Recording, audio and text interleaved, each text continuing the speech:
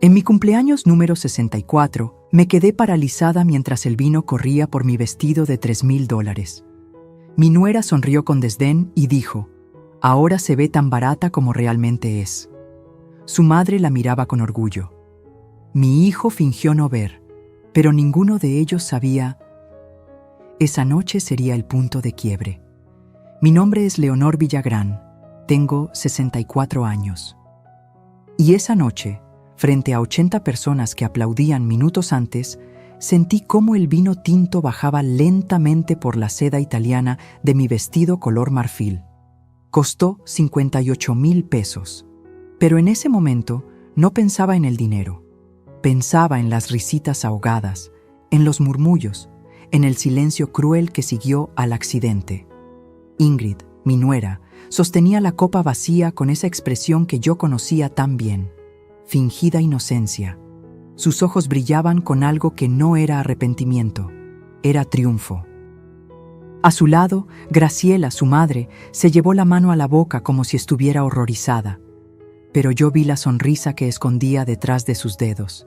Y Mateo, mi hijo, mi único hijo, el niño que cargué en brazos, que defendí de todo y de todos, estaba revisando su teléfono, como si nada estuviera pasando, como si su madre no estuviera siendo humillada en su propia fiesta de cumpleaños. El salón privado del restaurante azul cobalto, con sus candelabros de cristal y sus manteles bordados, se convirtió en un escenario de vergüenza. Podía sentir cada par de ojos sobre mí, algunos con lástima, otros con ese morbo que la gente siente ante la desgracia ajena. «Ay, suegrita, perdóname», dijo Ingrid con esa voz dulce que reservaba para las audiencias. «Qué torpe soy, te arruiné el vestido». Pero sus palabras siguientes las dijo más bajo, solo para mí, mientras se inclinaba a ayudarme con una servilleta. «Aunque seamos honestas, Leonor, ahora se ve tan barato como realmente eres». Algo se rompió dentro de mí en ese instante. No fue el corazón, fue algo peor. Fue la última hebra de ilusión que me mantenía creyendo que todo estaba bien, que mi familia me amaba, que yo todavía tenía un lugar en mi propia vida. Me quedé inmóvil, no porque fuera débil, sino porque finalmente, después de 5 años de humillaciones pequeñas, de desprecios disfrazados de consejos, de ser desplazada centímetro a centímetro de mi propio hogar, finalmente vi con claridad absoluta. Esto no fue un accidente, esto fue planeado. Y esa noche, manchada de vino y vergüenza, mientras todos volvían incómodos a sus conversaciones, yo tomé una decisión que cambiaría todo, pero nadie lo sabía todavía. Ni siquiera yo misma entendía hasta dónde estaba dispuesta a llegar. Porque lo que ellos no sabían era que esa noche no solo me arruinaron un vestido, me despertaron. Si esta historia te está tocando el corazón, suscríbete al canal para que sigas acompañándome en este relato. Porque lo que viene, nadie se lo esperaba. Pero antes de contarte cómo llegué a ese salón, cómo llegué a ser la mujer invisible en su propia fiesta, necesito que entiendas quién era yo antes de que Ingrid entrara en nuestras vidas como un huracán silencioso. Antes de que mi hijo se convirtiera en un extraño, antes de perderme a mí misma. Yo no siempre fui esta mujer que agacha la cabeza. Hubo un tiempo en que mi nombre significaba algo en esta ciudad. Leonor Villagrán, arquitecta. Diseñé el edificio Santander en Polanco, la Biblioteca Municipal de Coyoacán, el complejo residencial Torres del Valle que todos conocen por sus jardines verticales. Era 2013 cuando mi mundo se derrumbó. Ricardo, mi esposo, murió en un choque en la autopista México-Querétaro. Un tráiler perdió el control. Lluvia, neblina. Mi marido ya no regresó a casa. Mateo tenía 32 años. Acababa de conseguir un puesto en una empresa de tecnología. Yo tenía 52. Y de pronto, estábamos solos. 2 personas tratando de entender cómo seguir respirando cuando el centro de tu universo desaparece. Durante 1 año, apenas pude trabajar. Mateo venía cada tarde, me traía sopa, se sentaba conmigo en silencio. A veces llorábamos juntos, Otras veces, solo nos tomábamos de la mano viendo fotografías viejas. Él era mi ancla, y yo era la suya. Poco a poco, regresé a la vida. Tomé un proyecto pequeño, luego otro. Una firma internacional me ofreció liderar el diseño de un centro cultural en Barcelona. 3 años de contrato, buen salario, la oportunidad de mi carrera. Pero Mateo me miró con esos ojos que heredó de su padre y me dijo: «Mamá, te necesito cerca, por favor». Rechacé Barcelona. Compré un terreno hermoso en San Ángel, con jacarandas en la calle y vista a las montañas. Invertí mis ahorros, 4.200.000 pesos. Contraté al mejor arquitecto que conocía, yo misma, y diseñé una casa con 2 salas, una para mí, otra para Mateo y la familia que algún día tendría. Quería un hogar multigeneracional, como los de antes, donde las abuelas cocinan con las nueras, donde los nietos corren por el jardín mientras los adultos toman café en la terraza. Soñaba con eso mientras colocaba cada ladrillo, cada ventana, cada detalle. La casa quedó lista en 2015. Mateo se mudó conmigo. Fueron 2 años hermosos. Cocinábamos juntos los domingos. Él me ayudaba con mis planos. Yo lo escuchaba hablar de sus proyectos en la empresa. Teníamos nuestra rutina, nuestra paz. Hasta que en 2017, Mateo conoció a Ingrid Saldívar en una conferencia de negocios en Monterrey. Al principio, me pareció encantadora. Alta, delgada, con esa sonrisa perfecta de quien sabe exactamente cómo causar buena impresión. Venía de una familia de bien, según decía. Su padre había sido empresario textil. Su madre, Graciela, era viuda también. Ingrid fue amable conmigo las primeras semanas. Me preguntaba por mi trabajo, elogiaba la casa, me llamaba Doña Leo, con cariño fingido que yo entonces creí genuino. Se casaron en 2018. Una boda elegante en un jardín de Cuernavaca. Yo pagué la mitad, 280.000 pesos. Ingrid lloró de felicidad en mis brazos. «Siempre quise una suegra como tú», me susurró. Qué idiota fui al creerle. Los primeros meses fueron tolerables. Ingrid se mudó a la casa. Respetaba mi espacio, o eso parecía. Pero había pequeños cambios. Un cuadro que yo colgué aparecía en otro lugar. Mis especias en la cocina se reorganizaban. Mis rutinas se interrumpían con nuevas tradiciones que ella imponía. «Es que así lo hacíamos en mi casa, doña Leo», decía con esa voz suave. «No le molesta, ¿verdad?». Y yo decía que no, porque quería paz, porque quería que Mateo fuera feliz, porque una buena suegra no pelea por tonterías. Pero las tonterías se volvieron invasiones. Ingrid convenció a Mateo de que yo necesitaba ayuda, que a mi edad mantener una casa tan grande era demasiado. Despidió a Eufemia, mi empleada de 20 años, sin consultarme. Trajo a una chica nueva que solo respondía órdenes de Ingrid. Luego llegó Graciela. «Solo unos días, mamá», me dijo Mateo. «Su departamento se está remodelando». Eso fue hace 3 años. Graciela nunca se fue. Entre las dos redecoraron mi sala, cambiaron cortinas, movieron muebles, instalaron cámaras de seguridad que curiosamente solo vigilaban mis espacios, mi estudio, mi habitación, el jardín donde yo solía tomar café. Y Mateo, mi hijo, se convirtió en un fantasma. Salía temprano, regresaba tarde. Cuando yo intentaba hablar con él, siempre tenía prisa, siempre tenía una reunión, siempre después. «Mamá, no empieces», me decía cuando yo mencionaba algo. «Ingrid solo quiere ayudar. ¿Por qué siempre buscas problemas?». Así fue como me volví invisible, no de golpe, sino poquito a poquito, como esas fotos viejas que se desvanecen con el sol, hasta que un día te miras al espejo y ya no reconoces a la mujer que te devuelve la mirada. Pero aquella noche del vino derramado, algo cambió, porque cuando tocas fondo, solo quedan 2 opciones: quedarte ahí o empezar a acabar tu salida. Y yo ya había decidido cuál elegiría. Déjenme contarles cómo perdí mi propia casa sin darme cuenta. porque eso es lo más peligroso de la manipulación. No llega gritando, llega con sonrisas, con consejos, con preocupación fingida que te desarma. 3 meses después de la boda, Ingrid sugirió cambiar los muebles de la sala. «Es que se ven tan viejitos, doña Leo. Usted merece algo más moderno». Mateo estuvo de acuerdo. Yo cedí. Después de todo, eran detalles sin importancia, o eso pensaba. Luego fue la cocina. Ingrid no soportaba mis ollas de barro, mis cazuelas heredadas de mi madre. Ocupan mucho espacio y son tan antiguas. Las reemplazó con acero inoxidable, frío, sin historia, sin alma. Cada cambio venía envuelto en lógica razonable, cada invasión disfrazada de mejora. Pero el verdadero golpe llegó cuando despidió a Eufemia. Eufemia había trabajado conmigo desde que Mateo era adolescente. Conocía mis rutinas, sabía que me gustaba el café cargado a las 7.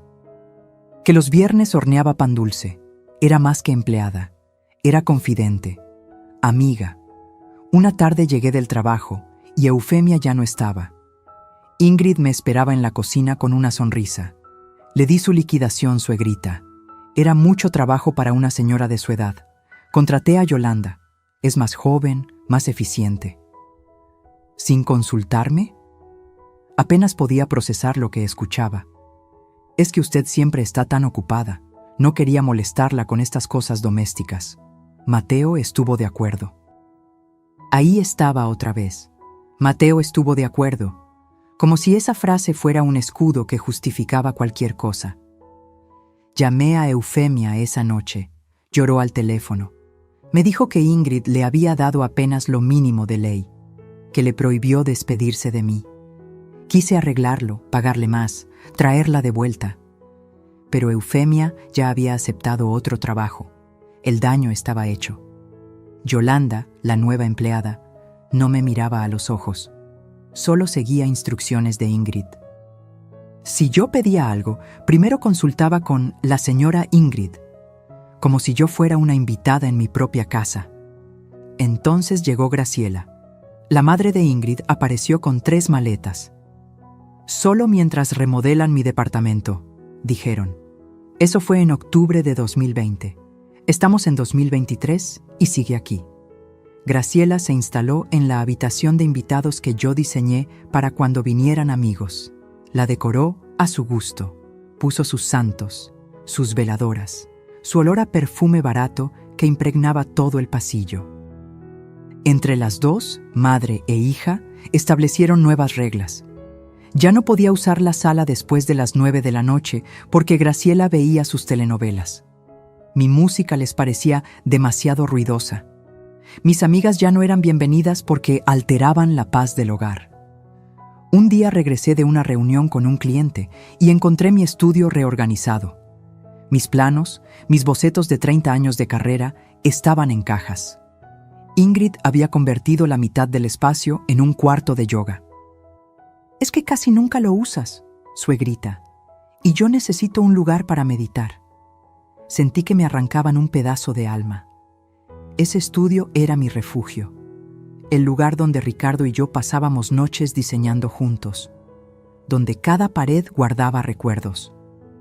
«Mateo», le dije esa noche, «esto no está bien, es mi espacio de trabajo». Él ni siquiera levantó la vista de su laptop. «Mamá, tienes toda la casa. ¿No puedes compartir un cuarto?» Ingrid solo busca estar saludable. Apóyala. Apóyala. Como si yo fuera el problema. Como si pedir respeto en mi propia casa fuera ser egoísta. Las cámaras de seguridad fueron la última gota antes del cumpleaños. Ingrid las instaló por protección, dijo. Había habido robos en el vecindario. Sonaba lógico. Pero las cámaras solo apuntaban a mis zonas, mi entrada, mi jardín, el pasillo hacia mi habitación. Ninguna en las áreas de Ingrid o Graciela. Cuando pregunté por qué, Ingrid sonrió. «Es que usted es mayor, doña Leo. Si le pasa algo, necesitamos saberlo. Es por su bien, por mi bien. Todo era por mi bien, mientras ellas controlaban cada centímetro de mi vida». Dejé de invitar amigas porque Ingrid siempre encontraba forma de incomodarlas. Dejé de cocinar porque Yolanda ya se encarga. Dejé de poner música porque molestaba. Dejé de existir en mi propio hogar. Y Mateo, mi hijo, se había convertido en un extraño que solo aparecía para comer, dormir y defender cada decisión de su esposa. Trabajaba hasta tarde. Los fines de semana tenía compromisos. Las pocas veces que intenté hablar a solas con él, Ingrid siempre interrumpía.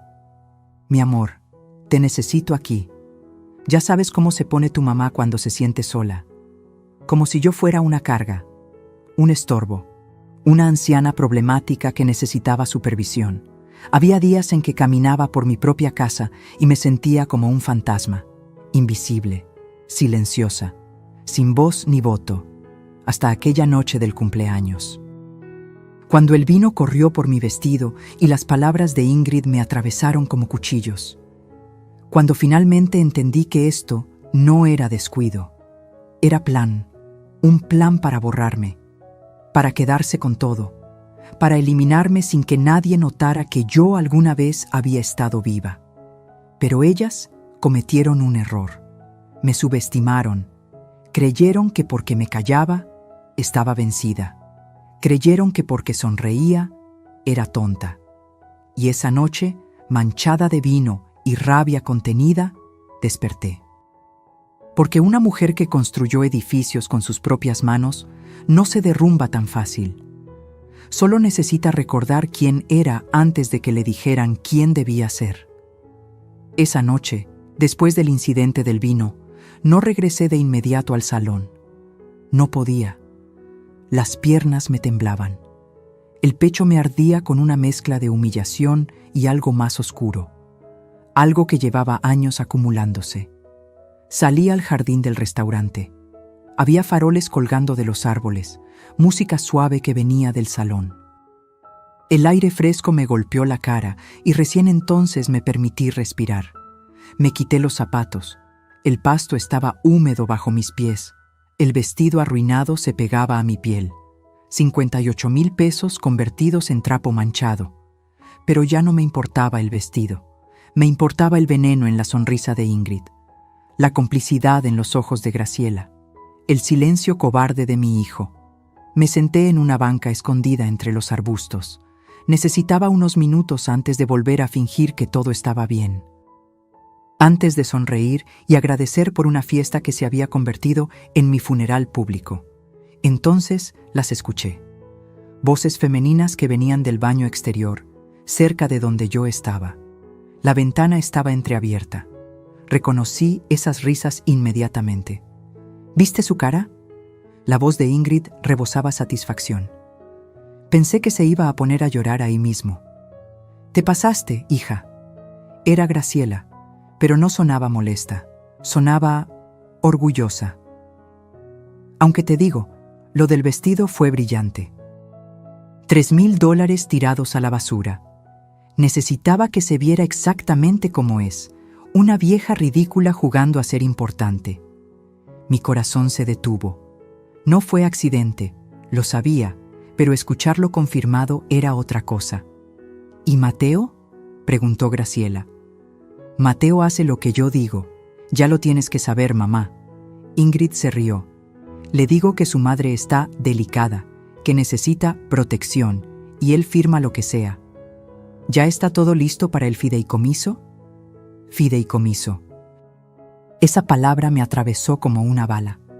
Casi, respondió Ingrid. El abogado de Mateo ya preparó los documentos. Solo falta que la vieja firme. Le diremos que es para proteger su patrimonio en caso de que pierda facultades mentales, que es normal a su edad. ¿Y va a firmar? Claro que va a firmar. Después de esta noche, después de ver que ya nadie la respeta, va a estar tan destruida que firmará cualquier cosa con tal de recuperar un poco de cariño de su hijo. El aire se me atoró en la garganta. ¿Y después?, insistió Graciela. Después, mamá, esa casa vale más de 4 millones de pesos. Una vez que esté en fideicomiso y nosotros tengamos el control como administradores, podemos vender nuestra parte. Mateo heredará la otra mitad cuando ella muera, pero para entonces ya estaremos instaladas en Mérida. Ese departamento frente al mar que vimos, ¿te imaginas? Ingenioso, hija, aunque a veces pienso, ¿no es mucho?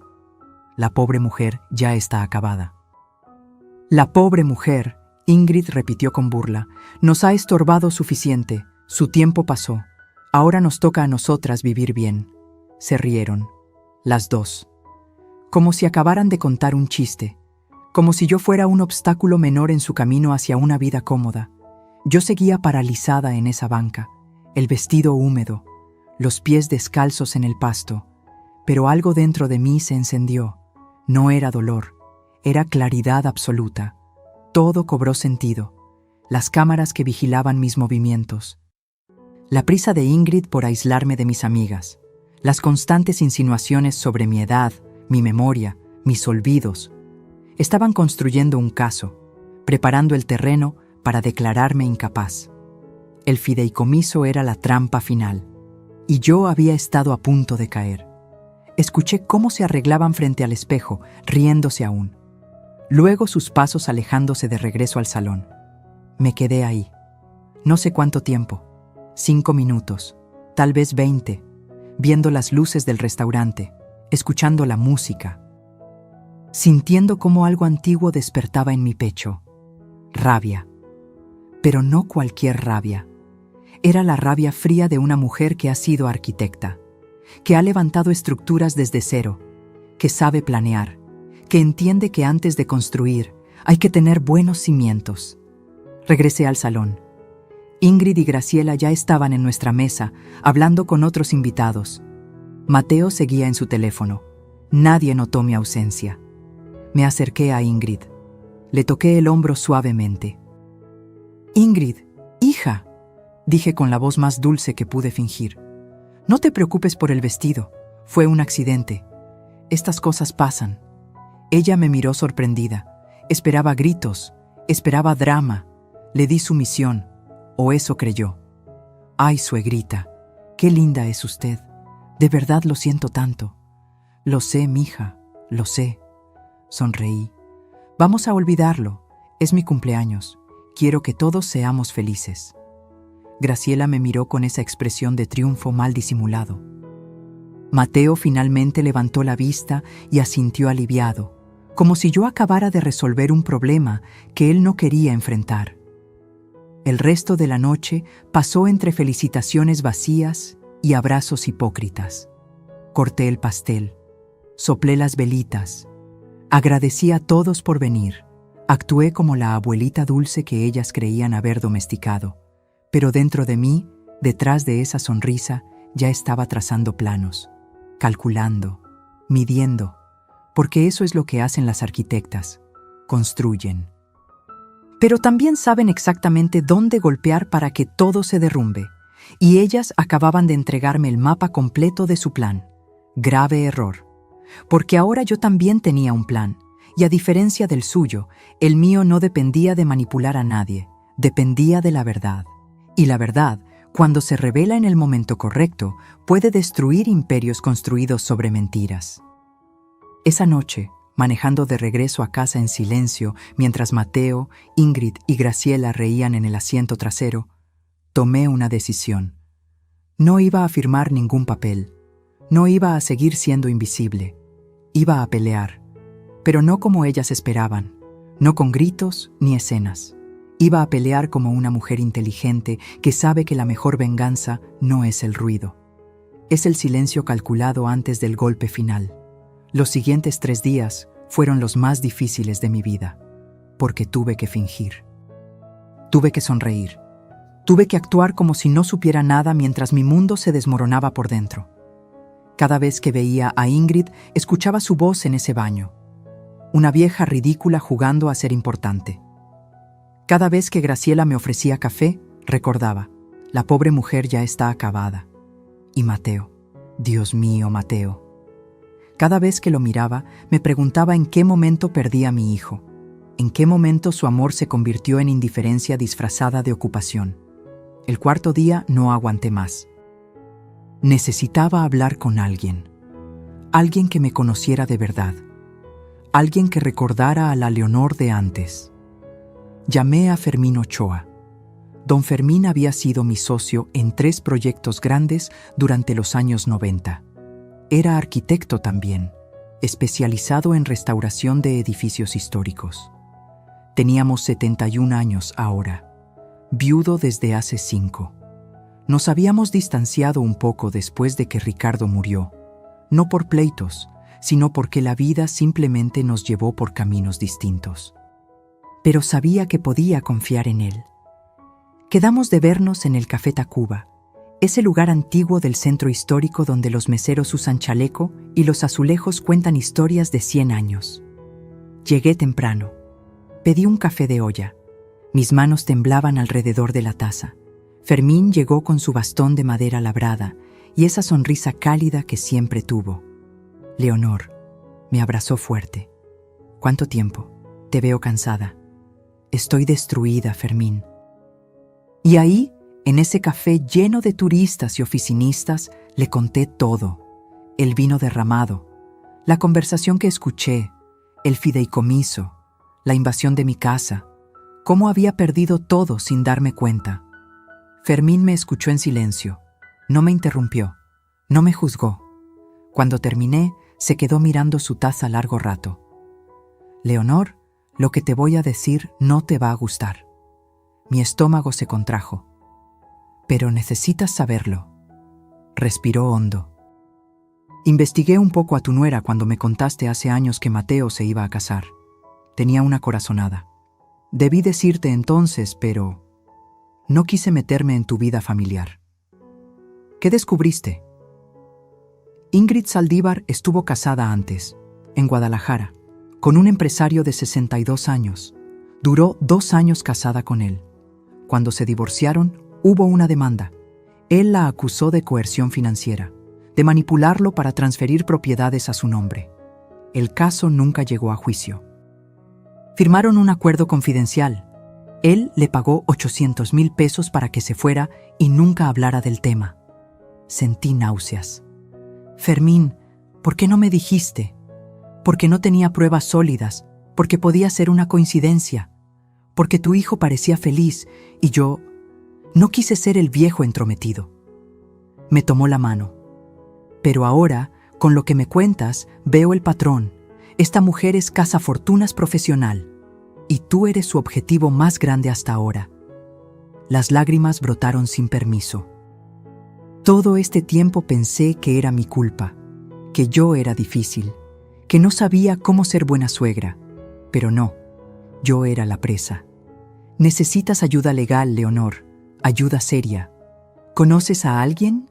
Fermín sonrió por primera vez esa tarde. Conozco a la mejor. Paloma Rentería. Se especializa en casos de patrimonio familiar y abuso financiero contra adultos mayores. Es implacable. Si alguien puede ayudarte, es ella. 2 días después estaba en el despacho de la licenciada Paloma Rentería. Oficina moderna en Santa Fe, piso 14, con vista a toda la ciudad. Paloma tenía unos 45 años, cabello corto, traje sastre color vino y unos ojos que te atravesaban cuando hablaba. Señora Villagrán, cuénteme todo, y quiero decir todo. Cada detalle cuenta. Le mostré documentos, estados de cuenta bancarios que logré imprimir en secreto, escrituras de la casa. Le conté sobre las cámaras, sobre Eufemia, sobre el fideicomiso que querían hacerme firmar. Paloma iba tomando notas. Su expresión se endurecía con cada cosa que yo decía. ¿Tiene usted cuentas conjuntas con su hijo? Sí, una cuenta de ahorro que abrimos hace años. Tiene acceso a ella. ¿Ha notado movimientos extraños? No lo he revisado. Confío en Mateo. Gran error. Su tono no fue cruel, pero sí directo. Necesito que me autorice revisar todas sus cuentas. Ahora. Firmé la autorización. Paloma hizo unas llamadas. En menos de 1 hora tenía los movimientos de los últimos 3 años desplegados en su computadora. Y ahí estaba. El horror en números. Retiros de 50,000 pesos, 80,000, 120,000, siempre en fechas cercanas, transferencias a una cuenta que yo no reconocía, pagos de tarjetas de crédito que no eran mías. Señora Villagrán, en los últimos 2 años han salido de su cuenta conjunta casi 890,000 pesos. ¿Autorizó usted estos movimientos? No, yo ni siquiera sabía. Esto es malversación. Abuso financiero, y tenemos pruebas documentales. Paloma siguió revisando. Encontró facturas. Una a nombre de Ingrid por un auto que yo nunca vi, 385,000 pesos. Otra por un viaje de negocios a Cancún, 95,000 pesos. Compras en tiendas departamentales, joyas, ropa. Todo pagado con mi dinero, sin mi conocimiento. Además, continuó Paloma, si intentan hacerla firmar un fideicomiso alegando incapacidad mental, necesitamos contraatacar. ¿Tiene usted algún problema cognitivo real? Ninguno. Mi médico puede confirmarlo. Perfecto. Necesito que vaya con un neuropsicólogo, que le hagan pruebas completas. Así tendremos documentación de que usted está en plenas facultades mentales. Eso destroza cualquier intento de declararla incapaz. ¿Y qué hacemos con el dinero robado? Demanda civil. Vamos a recuperar cada peso, pero eso lleva tiempo. Paloma se inclinó hacia adelante. Señora Villagrán, necesito que entienda algo. Esta batalla será fea. Su hijo va a tener que elegir un bando. Y probablemente no elija el suyo, al menos no al principio. Las palabras me dolieron, pero sabía que era verdad. ¿Está dispuesta a llegar hasta el final?, preguntó Paloma. Pensé en el vino derramado, en las risas crueles, en mi casa invadida, en mi hijo convertido en extraño, en años de humillación silenciosa. Hasta el final, respondí, aunque me cueste todo. Paloma sonrió, y en esa sonrisa vi algo que no había visto en años, una aliada, alguien de mi lado. Entonces empecemos. Porque estas mujeres cometieron un error. Subestimaron a la arquitecta. Salí de ese despacho diferente. Ya no era la víctima asustada. Era la estratega, la constructora de planes. Ingrid y Graciela habían declarado la guerra sin saberlo. Y yo acababa de reclutar a mi ejército. Ahora solo faltaba esperar el momento perfecto para contraatacar. Porque en la arquitectura hay una regla de oro. Nunca construyes sobre terreno inestable. Primero tienes que remover la tierra podrida. Y eso, exactamente eso, era lo que yo estaba a punto de hacer. Regresé a casa esa tarde como una actriz preparándose para el papel de su vida. Paloma me había dado instrucciones claras. No cambie su comportamiento. Actúe normal, sumisa incluso. Mientras más confiadas estén, más errores cometerán. Así que eso hice. Llegué con bolsas del supermercado, saludé a Graciela que veía su telenovela. Le ofrecí galletas. Ella apenas me miró. ¡Ay, doña Leo! ¡Qué considerada! Aunque ya sabe que no debo comer harinas. Mi azúcar, ¿se acuerda? Sonreí. Disculpa, Graciela. Se me olvidó. Ingrid llegó 1 hora después de su clase de pilates. Traía pants de marca y esa sonrisa de quien acaba de gastar dinero que no ganó. Suegrita, ¿podemos hablar? Tengo algo importante. Mi corazón se aceleró, pero mantuve la calma. Claro, mija, dime. Nos sentamos en la sala, mi sala, que ahora tenía muebles que yo no elegí y cojines que yo no compré. Es sobre su futuro, doña Leo. Mateo y yo hemos estado pensando. Hizo una pausa dramática. A su edad, manejar finanzas puede ser estresante. ¿Qué tal si ponemos la casa en un fideicomiso? Así usted no tiene que preocuparse por nada. Nosotros nos encargamos de todo. Ahí estaba. La trampa servida en bandeja de plata. ¿Un fideicomiso? Fingí confusión. No entiendo muy bien esas cosas legales. Exacto, por eso es perfecto. Ingrid se inclinó, tomando mi mano con esa falsedad que ya conocía tan bien. Es para protegerla. Imagínese que alguien intenta estafarla. O que usted, sin querer, firma algo que no debe. Con el fideicomiso, nosotros vigilamos que nadie se aproveche de usted. Quería arrancarle la mano. Quería gritarle que ya sabía todo. Pero Paloma tenía razón. Necesitaba más pruebas, más errores de su parte. Suena complicado. ¿Mateo está de acuerdo? Fue idea de él, suegrita. Está muy preocupado por usted. Mentira. Todo era mentira. Pero asentí como la viejita ingenua que ella creía que era. Déjame pensarlo, mija. Es una decisión grande. Vi el destello de frustración en sus ojos, pero lo disimuló rápido. Claro, claro. Tómese su tiempo, aunque el notario ya preparó todo. Solo falta su firma. Ya tenían todo listo. ¡Qué eficientes! Los siguientes días fueron tortura psicológica. Pero yo también tenía mis armas. Seguí el consejo de Paloma y contraté un técnico de confianza. Instalamos cámaras ocultas en lugares estratégicos. En mi estudio, donde Ingrid seguía entrando sin permiso. En la cocina, en la sala. También coloqué una grabadora diminuta en mi bolso. La llevaba siempre conmigo. Y empecé a documentar todo. Cada desprecio, cada humillación, cada invasión. Una tarde, Ingrid entró a mi recámara sin tocar. Yo estaba cambiándome. No le importó. Ay, perdón, suegrita. Es que necesito ese collar que me prestó. ¿Dónde lo guarda? Yo no te presté ningún collar, Ingrid. Claro que sí. El de perlas. ¿Ya se le olvidó? Me quedé helada. Ese collar me lo regaló Ricardo en nuestro 20º aniversario. Nunca lo prestaría.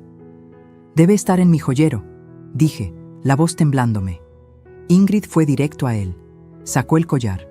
Se lo puso frente al espejo. Ah, sí, este. Perfecto para la cena de mañana. Se lo devuelvo el jueves. Y se fue. Con mi collar. Con mi recuerdo. Pero la grabadora en mi bolsillo capturó todo. Su mentira. Su robo disfrazado de préstamo. Otra noche, escuché voces en el estudio de Ricardo. Ese espacio sagrado que nadie había tocado desde su muerte. Bajé en silencio. La puerta estaba entreabierta. Ingrid estaba fotografiando documentos con su celular, papeles del escritorio, archivos viejos. Buscaba algo. ¿Qué haces? Mi voz salió más firme de lo que pretendía. Se volteó, sin vergüenza, sin disculpas. Solo ordenando, suegrita, este cuarto es un desastre. Ya es hora de que lo dejemos ir, ¿no cree? Ricardo ya no está. Aferrarse al pasado no es sano. Cada palabra era una puñalada. Este cuarto se queda como está. Ay, doña Leo. Su tono cambió. Se volvió frío, filoso. Usted ya no decide esas cosas. Este es el hogar de Mateo ahora. Y mío. Es hora de que acepte su lugar. ¿Mi lugar? Sí. Como invitada. Como la abuelita que vive aquí por nuestra generosidad. Se acercó a mí. Porque seamos honestas, Leonor. Usted ya no es dueña de nada. Solo que aún no lo ha entendido. Me miró con tanto desprecio que sentí el aire abandonar mis pulmones. Esta casa ya no es suya. Este espacio ya no es suyo. Su tiempo pasó. Ahora nos toca a nosotros. Y mientras más rápido lo acepte, menos doloroso será. Salió del estudio dejándome ahí, temblando de rabia y dolor. Pero lo que Ingrid no sabía era que la cámara oculta en el librero había grabado cada palabra, cada gesto, cada amenaza. Seguí juntando evidencia. Paloma me enseñó a revisar mis cuentas. Descubrimos más cargos. Una laptop de 35,000 pesos. Tratamientos de belleza por 48,000. Muebles para un departamento que yo no conocía, 127,000 pesos. Están preparando su nido, me dijo Paloma. Ya tienen otro lugar. Solo esperan desplumarla completamente antes de irse. También descubrí algo sobre Graciela. Paloma contrató un investigador privado. Resultó que la madre de Ingrid tenía deudas de juego, casinos en línea, apuestas deportivas. Debía 320,000 pesos a prestamistas. Por eso vivía en mi casa. No porque su departamento estuviera en remodelación, porque no tenía departamento. Lo había perdido 6 meses antes de mudarse temporalmente conmigo. Todo era mentira. Cada palabra, cada sonrisa, cada suegrita envenenado. Pero yo seguía actuando. Preparé café, limpié aunque Yolanda estuviera ahí. Sonreí en las cenas.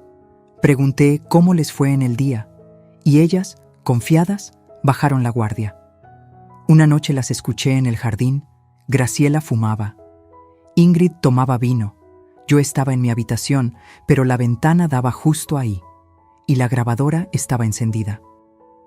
¿Cuánto crees que tarde en firmar?, preguntó Graciela.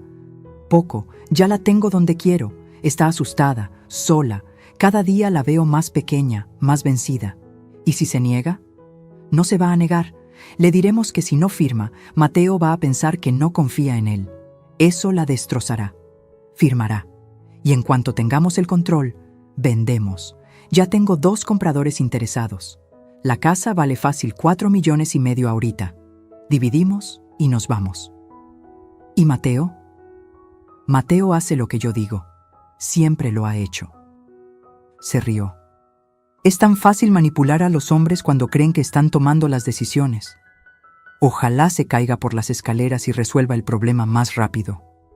Graciela rió también. Esa frase, esa maldita frase quedó grabada en audio perfecto. Al día siguiente llamé a Paloma. Ya tengo todo, le dije. Cada palabra, cada mentira, cada amenaza. Perfecto. Entonces es hora. ¿Está lista, señora Villagrán? Miré por la ventana. Vi a Ingrid en el jardín, regando plantas que yo sembré, en tierra que yo pagué, en un hogar que yo construí. Lista, respondí. Que empiece el juego de verdad. Porque ya había jugado a ser invisible. Ya había jugado a ser débil. Ahora iba a jugar con mis propias reglas. Y en este juego yo conocía cada rincón del tablero, porque yo lo había diseñado. Pasaron 2 semanas más de simulación. 2 semanas donde cada día me costaba más mantener la máscara. Pero Paloma insistía. Necesitamos que ellas se sientan completamente seguras, que cometan el error definitivo. Y lo cometieron.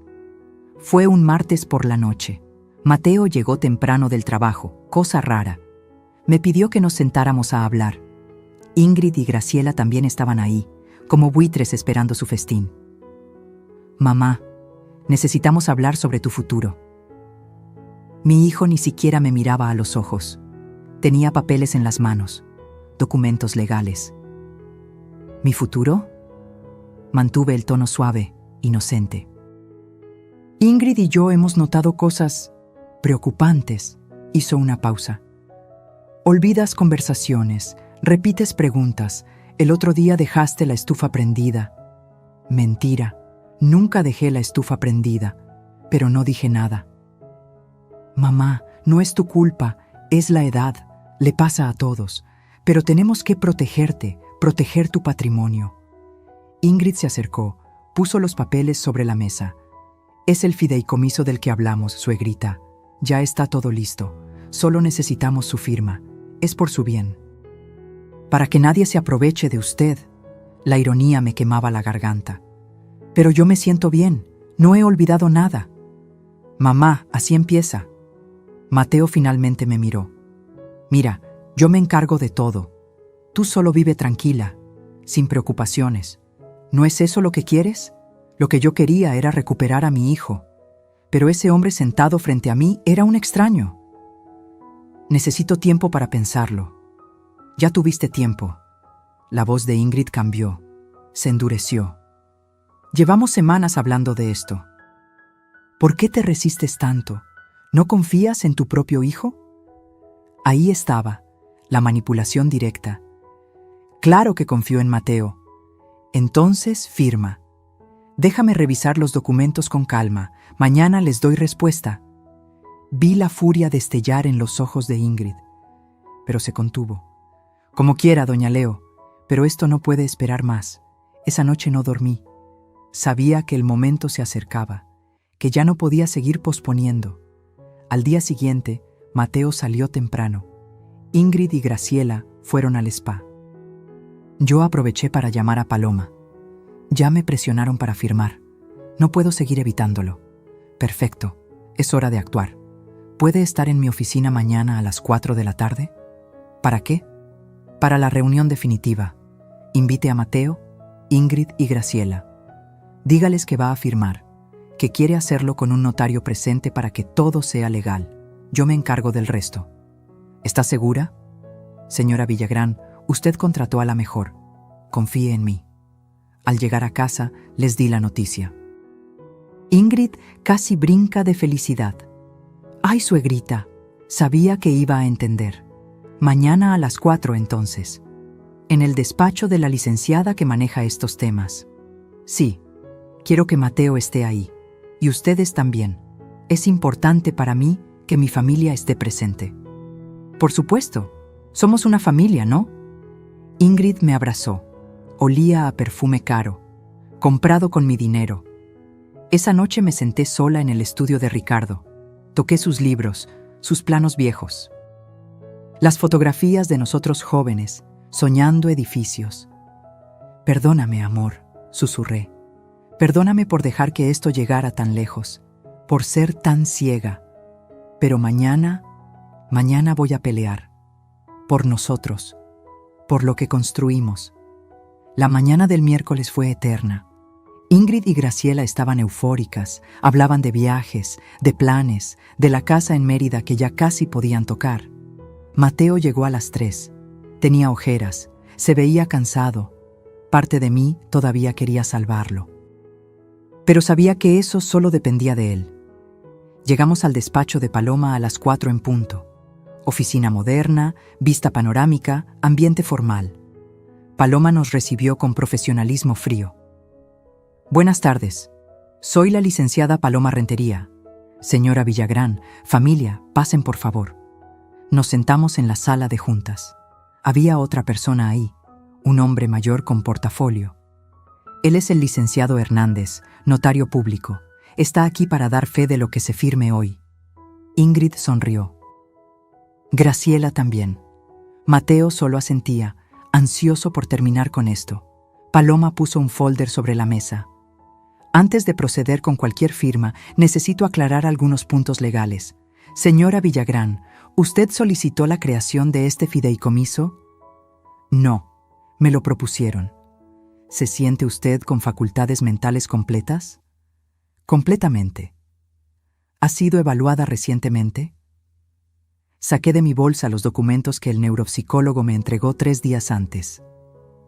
Evaluación completa. Resultado: facultades cognitivas perfectas para mi edad.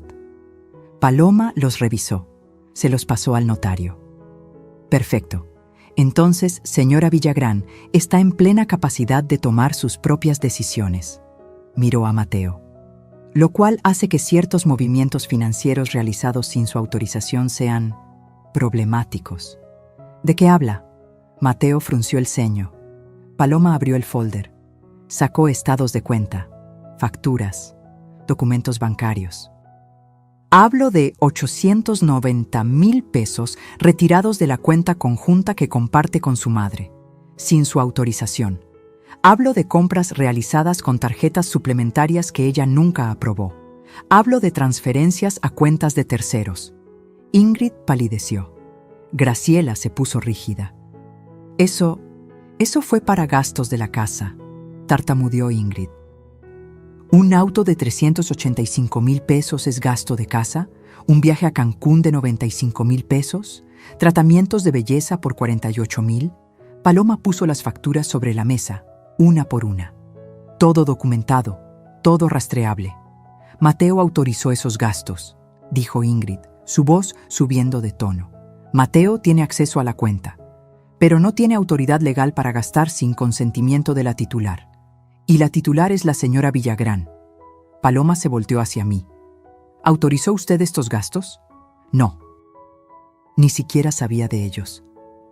Mamá, tú me dijiste que usara la cuenta para lo que necesitáramos, dijo Mateo desesperado. Para emergencias, hijo, para la casa, no para autos lujosos y viajes, no para robar. No estoy robando. Paloma levantó la mano. Hay más. Miró a Ingrid. Señora Saldívar, ¿Sabía usted que existe un acuerdo confidencial firmado en Guadalajara en 2015, donde su exesposo la acusó de coerción financiera? El silencio fue absoluto. Mateo volteó a ver a Ingrid, confusión en su rostro. ¿De qué habla? Es mentira, susurró Ingrid. Eso es privado. Era privado.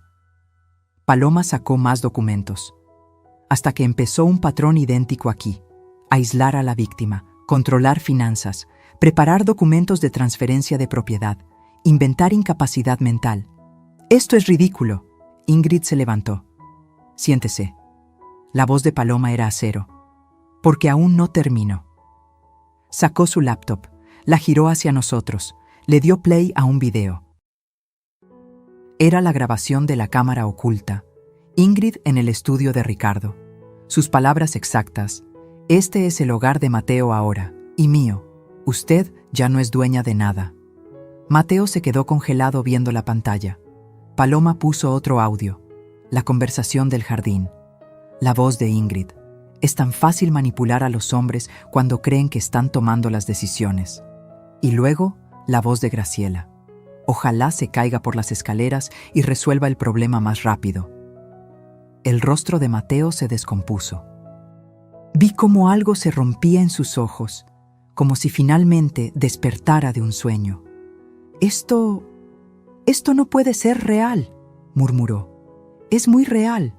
Paloma cerró la laptop. Y es evidencia suficiente para una demanda por abuso financiero, coerción y amenazas. Ingrid estaba lívida. Graciela lloraba en silencio. Mateo, mi amor, ¿yo puedo explicar? Ingrid intentó tomarlo del brazo. Él se apartó como si ella quemara. ¿Cuánto?, me preguntó, la voz quebrada. ¿Cuánto te robamos? Casi 900,000 pesos. Documentados. Mi hijo se llevó las manos a la cara. Sus hombros temblaban. Dios mío, mamá, yo no sabía.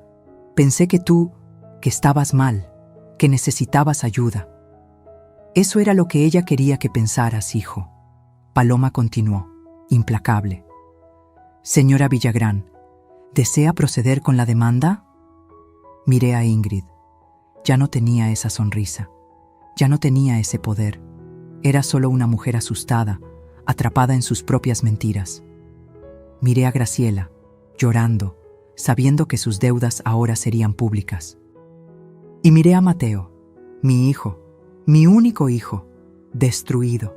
Sí, procedo con la demanda, pero no contra mi hijo, contra ella, señalé a Ingrid, y quiero cada peso devuelto. Paloma asintió. Y hay algo más. Me miró. ¿Qué desea hacer con la casa? Respiré hondo. Esta era la parte más dolorosa. La casa la construí yo, con mi dinero, para mi familia, pero ya no hay familia ahí, solo hay veneno, así que vendo, y que nadie se quede con nada de lo que fue nuestro. Mateo me miró con lágrimas en los ojos. Mamá, por favor, hijo, te amo, siempre te amaré, pero necesito alejarme de este dolor, y tú necesitas decidir quién quieres ser, si el hombre que tu padre hubiera estado orgulloso de conocer, o el títere de una mujer que solo te usó. Me levanté. Las piernas me temblaban, pero la voz salió firme. No voy a firmar ningún fideicomiso. Voy a recuperar mi dignidad. Y ustedes van a aprender que las mujeres de mi edad no somos presas fáciles. Somos sobrevivientes. Y cuando nos levantan, nos levantamos con todo. Salí de esa oficina con Paloma a mi lado. Dejé atrás a Ingrid gritando, a Graciela sollozando, a Mateo destrozado, y por primera vez en 5 años sentí que podía respirar. Los siguientes días fueron un caos controlado. Paloma actuó con la precisión de un cirujano. Bloqueó todas las cuentas conjuntas. Revocó los poderes notariales que me habían hecho firmar meses atrás bajo el pretexto de agilizar trámites. Presentó la demanda civil por malversación de fondos y coerción patrimonial. Todo pasó tan rápido que Ingrid no tuvo tiempo de reaccionar. Yo regresé a la casa esa noche. Mateo no estaba. Ingrid y Graciela tampoco. La casa vacía se sentía extraña. como un museo de una vida que ya no existía. Me senté en la cocina, preparé café, el mismo café que Eufemia hacía antes, y lloré. Lloré por todo lo perdido, por mi hijo, por los años desperdiciados, por la familia que nunca fue. Pero también lloré de alivio, porque finalmente había dicho basta. Mateo llegó cerca de medianoche. Se veía destrozado, ojos rojos, ropa arrugada. Se sentó frente a mí sin decir palabra. El silencio duró minutos eternos. «Lo siento», dijo finalmente, la voz apenas un susurro. «Mamá, lo siento tanto». «Lo sé, hijo. Yo pensé que estaba haciendo lo correcto. Ingrid me decía que estabas olvidando cosas, que te confundías. Yo solo quería protegerte». «¿Y por qué nunca me preguntaste a mí? ¿Por qué nunca hablaste conmigo directamente?» Se quebró. Las lágrimas corrieron por su rostro. Porque era más fácil creerle a ella que enfrentar que mi mamá estaba envejeciendo. Porque tenía miedo de perderte como perdí a papá. Y ella usó ese miedo. Lo retorció. «Mateo, yo no estoy senil, estoy perfectamente bien, pero tú elegiste no verlo». «Ya lo sé. Dios, ya lo sé». Se cubrió el rostro. Vi los videos, escuché los audios. Cada palabra que dijo sobre ti, sobre mí, cómo se reía de lo fácil que era manipularme. ¿Dónde está ella? Se fue, ella y Graciela. Empacaron y se largaron. Antes de irse me dijo, su voz se quebró otra vez. Me dijo que era un mediocre, que tú tenías razón sobre mí, que era un idiota útil. Me dolió verlo así, pero también sabía que ese dolor era necesario. Era el precio de despertar. «¿Y ahora qué vas a hacer?» «No lo sé». Me miró. «¿Me perdonarás algún día?» La pregunta pesaba toneladas. «Mateo, te amo, eres mi hijo y siempre lo serás. Pero perdonar no significa olvidar, y definitivamente no significa que las cosas vuelvan a ser como antes. Lo entiendo.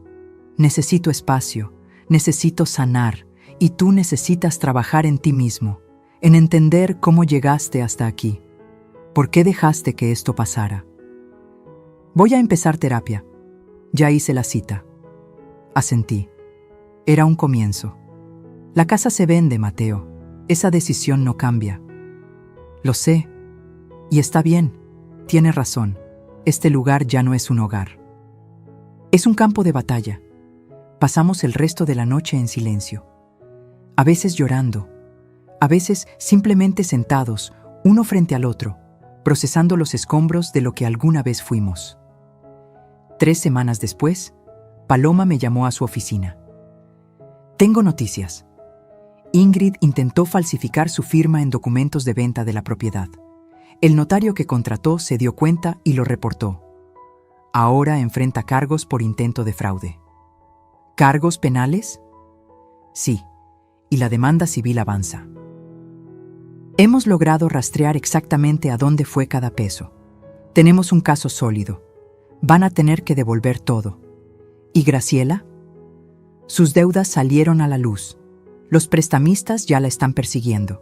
Perdió su círculo social completo. Nadie quiere saber de ella. Era justicia, pero se sentía vacía. Porque la justicia no devuelve el tiempo perdido. No borra las heridas. ¿Y qué pasa conmigo ahora?» Paloma sonrió.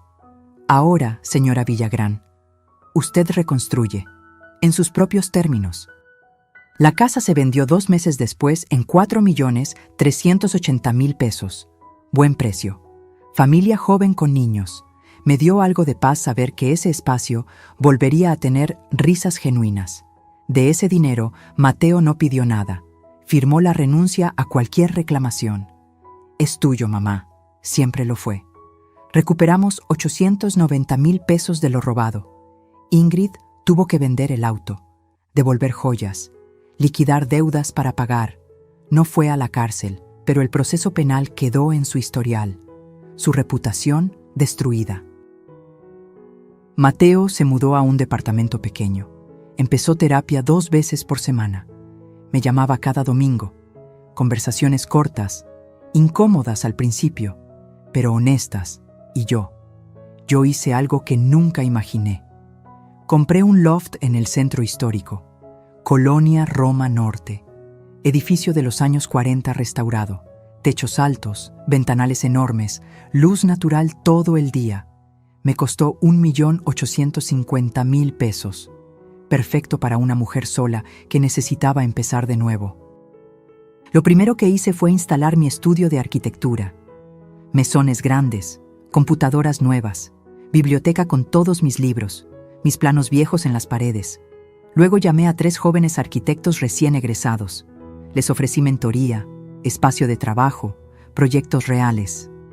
¿Por qué nosotros?, me preguntó una de ellas, Daniela, 26 años, ojos brillantes de ambición. Porque yo sé lo que es sentir que tu voz no importa. Y quiero asegurarme de que ustedes nunca se sientan así. Tomamos un proyecto, renovación de una escuela pública en Iztapalapa. No pagaba mucho, pero era importante, real, con propósito. Me levanté cada mañana con energía que creí perdida. Trabajé, diseñé, enseñé. Volví a ser Leonor Villagrán, arquitecta. No solo la mamá de alguien, no solo la víctima de algo. Yo, completa. Por primera vez en años, reconecté con Silvia, mi amiga de toda la vida. Esa que Ingrid había logrado alejar con sus manipulaciones. Nos vimos en un café. Lloramos, reímos. Contamos historias. Te extrañé tanto, me dijo, pero sabía que tenías que encontrar tu camino sola. Pues ya lo encontré, y tiene vista al ángel de la independencia. Fermín también se volvió parte de mi nueva rutina. Cafés los miércoles, exposiciones los sábados. No era romance, era compañía genuina, conversaciones sin agenda oculta, sin manipulación. Solo 2 personas mayores disfrutando de la vida que les quedaba.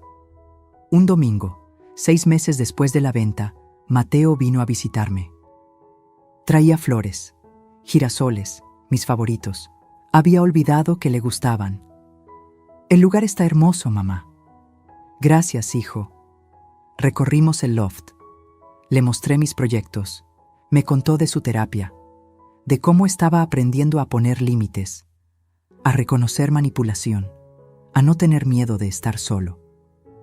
¿Crees que algún día podamos, no sé, ser familia otra vez?, preguntó, la voz cargada de esperanza frágil. Me senté frente a él. Lo miré realmente. Vi al hombre que era, no al niño que fue. Mateo, somos familia, siempre lo seremos, pero la familia que éramos ya no existe. Murió junto con la confianza. Lo que podemos construir ahora es algo nuevo, algo diferente, algo basado en respeto mutuo, no en obligación. ¿Cómo hago eso? Con acciones, hijo, no con palabras. Las palabras son baratas, los hechos construyen puentes, y esos puentes toman tiempo. Asintió, lo entendió, y por primera vez vi en sus ojos algo que no había visto en años. Madurez real. Antes de irse me abrazó. Fuerte, como cuando era niño y tenía pesadillas. Te amo, mamá, y voy a pasarme el resto de mi vida demostrándote que merezco tu perdón. No necesitas mi perdón, hijo, necesitas el tuyo propio. Lo vi salir, caminar por la calle, perderse entre la gente del centro, y respiré, profundo, libre. Esa noche me senté en mi terraza. El sol se ocultaba detrás de los edificios. La ciudad brillaba con luces naranjas. Tenía un café en las manos, música suave en el fondo. Y por primera vez en 5 años me sentí en casa, no en un lugar, sino en mí misma, porque eso era lo que había recuperado. No una propiedad, no dinero. Me había recuperado a mí misma. La Leonor que diseñaba edificios, que soñaba grande, que no pedía permiso para existir. Y esa mujer, esa arquitecta de 64 años que había sobrevivido traición, manipulación y pérdida, estaba lista para construir su mejor obra, el resto de su vida. Pasaron 8 meses desde aquella reunión en el despacho de Paloma. 8 meses donde todo cambió de formas que nunca imaginé. La demanda civil siguió su curso, lento, como todo lo legal en este país, pero Paloma era implacable. Cada audiencia, cada presentación de pruebas, era un golpe más contra el castillo de mentiras que Ingrid había construido. En la tercera audiencia, el juez revisó las grabaciones. Vi cómo su expresión cambiaba al escuchar aquella frase. Ojalá se caiga por las escaleras y resuelva el problema más rápido. Esto no es solo malversación, dijo el juez. Esto es premeditación de daño. Esto roza lo criminal. Ingrid intentó defenderse. Contrató un abogado caro. Argumentó que las grabaciones eran ilegales, que yo la había provocado, que todo era un malentendido entre familia. Pero las pruebas eran abrumadoras. Estados de cuenta, facturas, correos electrónicos donde le daba instrucciones a Mateo sobre cómo convencer a tu madre de que ya no puede manejar sus finanzas. Mensajes de texto con Graciela planeando la venta de la casa. Todo documentado, todo irrefutable. El proceso de divorcio de Mateo fue rápido, sin hijos de por medio, sin bienes compartidos reales. Ingrid pidió pensión alimenticia. El juez se la negó. Usted tiene capacidad de trabajar, señora, y francamente, su conducta en este caso no amerita ningún tipo de compensación. Vi a Ingrid salir de esa sala. Ya no era la mujer elegante de sonrisa calculada. Traía el cabello sin arreglar. Ropa normal, sin marcas, ojeras profundas. La máscara había caído completamente. Por un momento, solo un momento, sentí lástima, pero luego recordé sus palabras. Recordé cada humillación, cada mentira, y la lástima se evaporó. Graciela fue el caso más triste. Sus deudas la alcanzaron. Los prestamistas demandaron. Tuvo que declararse en quiebra. Su círculo social, esas amigas con las que jugaba cartas y presumía de su hija exitosa, le dieron la espalda. Terminó viviendo en un cuarto de azotea en Naucalpan, sola, sin las comodidades que disfrutó en mi casa durante 3 años. Fermín me contó que la vio una vez en el mercado, cargando bolsas pesadas. Se veía 10 años más vieja. ¿Sentiste algo?, me preguntó. Sentí que cada quien tiene lo que sembró, respondí. Pero lo más duro fue Mateo, porque con él no hubo justicia clara, solo consecuencias. Perdió su trabajo. La empresa consideró que el escándalo familiar afectaba su imagen. Conflicto de interés, le dijeron. Lo despidieron con lo mínimo. Tuvo que vender su auto, mudarse a un departamento más barato, ajustarse a una vida que no conocía. La vida de quien tiene que empezar desde abajo otra vez. Pero lo más importante, perdió su ilusión de quién era. Durante años se creyó el hombre exitoso, el hijo protector, el esposo enamorado, y todo era mentira, era un títere, un instrumento en manos de alguien más. Esa revelación lo destruyó de formas que el dinero no podía arreglar. Siguió yendo a terapia, me llamaba cada semana. Al principio solo para disculparse, luego para contarme sobre su proceso. El terapeuta dice que tengo codependencia, me dijo un día, que toda mi vida he buscado validación externa, primero de papá, luego de ti, después de Ingrid. Nunca aprendí a validarme a mí mismo. Y ahora estoy aprendiendo. Es doloroso, pero necesario. Hubo un día, casi un año después de todo, que Mateo llegó a mi loft sin avisar. Traía una carta escrita a mano. No quiero que la leas frente a mí, dijo, pero necesito que la tengas. Es todo lo que nunca supe decirte, todo lo que debí haber dicho hace años. La carta tiene 12 páginas. La leí esa noche, sola en mi terraza. Lloré en cada párrafo. Mateo reconocía todo, su cobardía, su ceguera. Cómo eligió la comodidad de creer mentiras antes que la incomodidad de enfrentar verdades. Cómo me falló no solo como hijo, sino como ser humano. Pero también hablaba de cambio, de cómo estaba reconstruyéndose, de los errores que nunca volvería a cometer, de la promesa de ser mejor, no para recuperarme, sino para respetarse a sí mismo. Terminaba con una frase que me rompió. No espero tu perdón, mamá.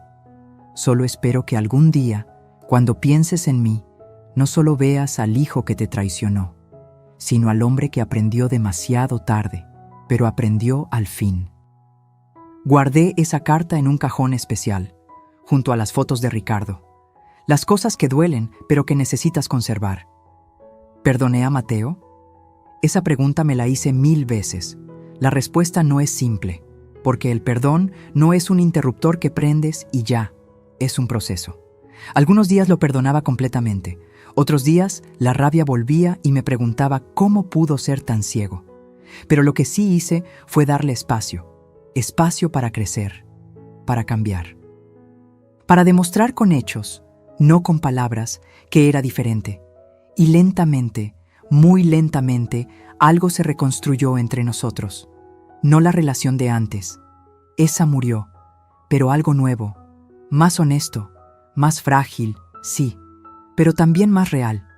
En cuanto a Ingrid, el final legal llegó 14 meses después del inicio. El juez falló a mi favor en todo. Tenía que devolverme los 890,000 pesos más intereses. Un total de 1,047,000 pesos. Vendió todo lo que tenía. Joyas, ropa de marca. El carro que compró con mi dinero. No fue a prisión, pero quedó con antecedentes penales. Intento de fraude. Cualquier futuro empleo, cualquier trámite legal llevaría esa marca. La última vez que supe de ella, estaba trabajando en un call center, viviendo con una prima en Ecatepec. Su Instagram, que antes estaba lleno de fotos en restaurantes caros y viajes, ahora estaba privado. Había caído, fuerte, y aunque parte de mí sabía que debía sentir compasión, no podía. Porque ella no solo me robó dinero, me robó años, paz, dignidad. Así que sí, fue justicia poética. Cada quien terminó exactamente donde sus acciones los llevaron. Graciela sola en su cuarto de azotea. Ingrid, con su reputación destruida y su futuro limitado. Mateo trabajando en sí mismo, enfrentando quién había sido. Y yo reconstruida, con mi estudio funcionando, con 3 jóvenes arquitectos bajo mi mentoría, con proyectos que me emocionaban, con amigas recuperadas. Con Fermín visitándome cada semana para ir a museos y conciertos, con una vida que finalmente era mía. Una tarde, Daniela, mi aprendiz más talentosa, me preguntó mientras revisábamos planos: «Doña Leo, ¿cómo hizo para levantarse después de todo lo que pasó?». La miré, 26 años, toda la vida por delante, y recordé a la Leonor de 26, diseñando su primer edificio, creyendo que el mundo era justo. «No te levantas de golpe», le dije. «Te levantas poquito a poquito. Primero las rodillas, luego las manos, luego la cabeza, y un día te das cuenta de que ya estás de pie, y que las cicatrices no te hicieron más débil, te hicieron más sabia». Sonrió. Siguió trabajando. Y yo también, porque eso es lo que hacemos las sobrevivientes. Seguimos, construimos, creamos.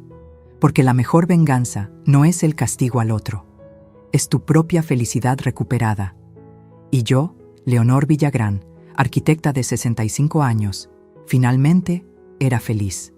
No a pesar de lo que viví, sino por haberlo sobrevivido, por haber elegido pelear, por haber recordado quién era antes de que me dijeran quién debía ser.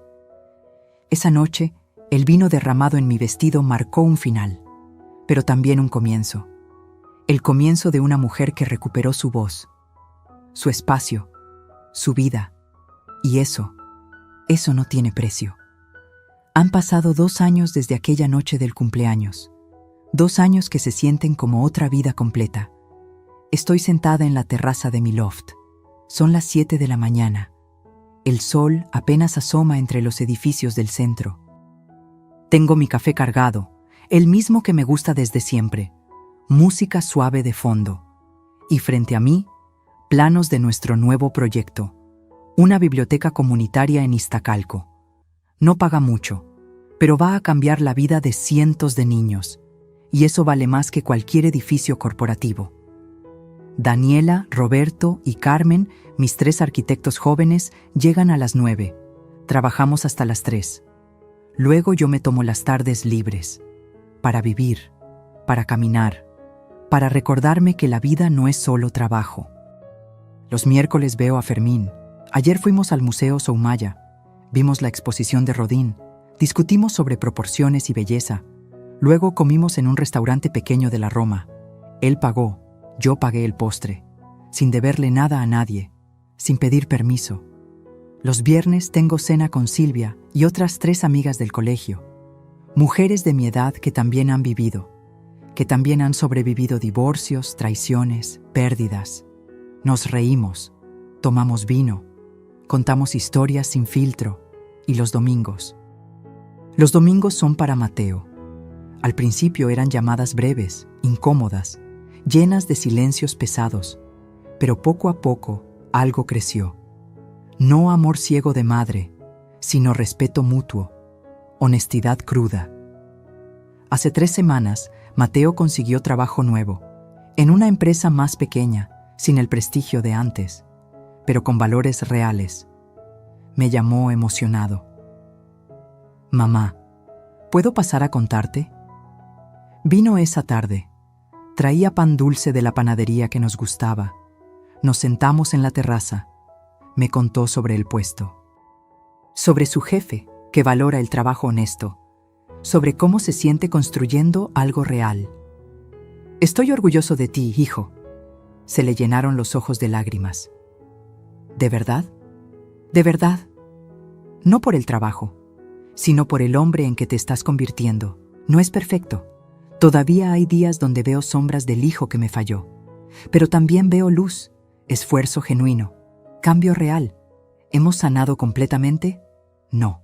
Y tal vez nunca lo hagamos del todo. Porque hay heridas que dejan cicatrices permanentes, pero hemos aprendido a convivir con esas cicatrices, a respetarlas, a no pretender que no existen. El mes pasado, Mateo me preguntó si podía llevarme a cenar, a un restaurante elegante. «Quiero celebrar tu cumpleaños como debió ser hace 2 años», dijo.